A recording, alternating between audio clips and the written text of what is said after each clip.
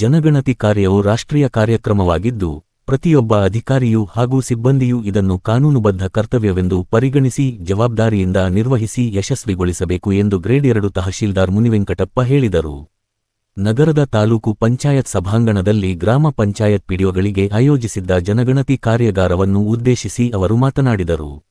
ರಾಷ್ಟ್ರೀಯ ಜನಗಣತಿ ಕಾರ್ಯಕ್ಕೆ ನಿಯೋಜನೆಗೊಂಡಿರುವ ಮೇಲ್ವಿಚಾರಕರು ಹಾಗೂ ಗಣತಿದಾರರು ಮೊದಲ ಹಂತದ ಮನೆಪಟ್ಟಿ ಕಾರ್ಯದಲ್ಲಿ ನಿಗದಿಪಡಿಸಲಾದ ಪ್ರದೇಶಗಳ ನಕ್ಷೆಯನ್ನು ಸಮರ್ಪಕವಾಗಿ ಸಿದ್ಧಪಡಿಸಿಕೊಂಡರೆ ಮುಂದಿನ ಜನಗಣತಿ ಕಾರ್ಯ ಸುಲಭವಾಗಿ ಹಾಗೂ ನಿಖರವಾಗಿ ನಡೆಯಲಿದೆ ಎಂದು ತಿಳಿಸಿದರು. ರಾಷ್ಟ್ರೀಯ ಜನಗಣತಿಯ ಮೊದಲ ಹಂತವಾದ ಮನೆಪಟ್ಟಿ ಸರ್ವೆ ಕಾರ್ಯ ಜುಲೈ 16 ರಿಂದ ಆಗಸ್ಟ್ 15 ರವರೆಗೆ ನಡೆಯಲಿದ್ದು, ಕ್ಷೇತ್ರಮಟ್ಟದ ಸಿಬ್ಬಂದಿಗೆ ನೀಡಲಾಗುತ್ತಿರುವ ತರಬೇತಿಯ ಮಾಹಿತಿಯನ್ನು ಸಂಪೂರ್ಣವಾಗಿ ಅರ್ಥಮಾಡಿಕೊಂಡು ಕಾರ್ಯನಿರ್ವಹಿಸಬೇಕು ಎಂದು ಸಲಹೆ ನೀಡಿದರು. ಕಾರ್ಯಾಗಾರದಲ್ಲಿ ಜಿಲ್ಲಾ ಜನಗಣತಿ ಸಹಾಯಕ ನಿರ್ದೇಶಕಿ ಸಹಜಾತ ವೃಭವ್ ಕೃಷ್ಣ ಅವರು ಜನಗಣತಿ ಕಾರ್ಯದ ಕುರಿತು ವಿವರವಾದ ಮಾಹಿತಿ ನೀಡಿದರು.